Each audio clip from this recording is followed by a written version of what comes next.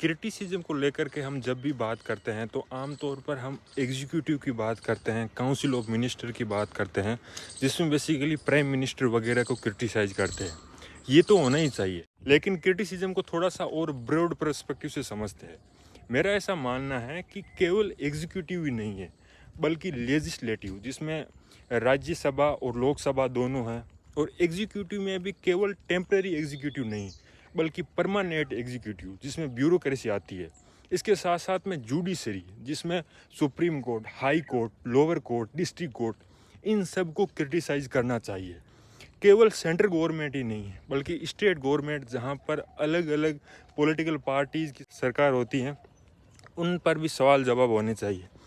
और केवल central government, state government ही नहीं है, इसके साथ साथ में पंचायती राज के लेवल पर, मतलब कि लोकल बॉडीज़, जहाँ पर रूरल और अर्बन बॉडीज़ होती हैं, उन पर भी सवाल होना चाहिए। कहने का मतलब है कि जो भी लोग जिनके पास में पावर है, किसी भी प्रकार की पोस्ट है, किसी भी प्रकार की ऑथोरिटी है, किसी भी प्रकार की पावर है, उनसे अकाउंटेबिलिटी लेनी चाहिए, उनसे क्वेश्चन होने चाहिए और उनको क्रिटिसाइज करना चाहिए, irrespective of political parties, irrespective of government, चाहे वो सेंट्रल गवर्नमेंट हो, स्टेट गवर्नमेंट हो या फिर लोकल बॉडीज़ हो।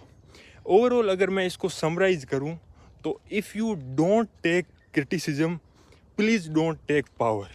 अगर आपके पास में पावर है, ऑथोरिटी है या किसी भी प्रकार की पोस्ट है, तो क्रिटिसिज्म को लेकर के आपको लिबरल होना चाहिए।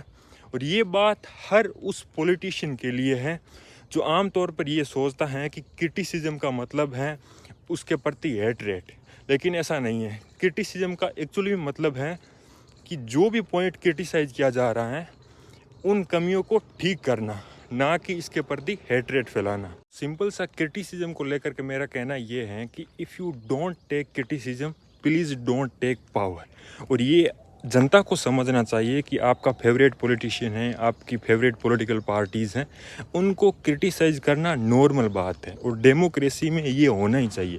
अगर हम किसी को पावर दे रहे हैं तो हम उससे सवाल भी पूछेंगे, उससे अकाउंटेबिलिटी भी लेंगे, उससे ट्रांसपेरेंसी भी लेंगे।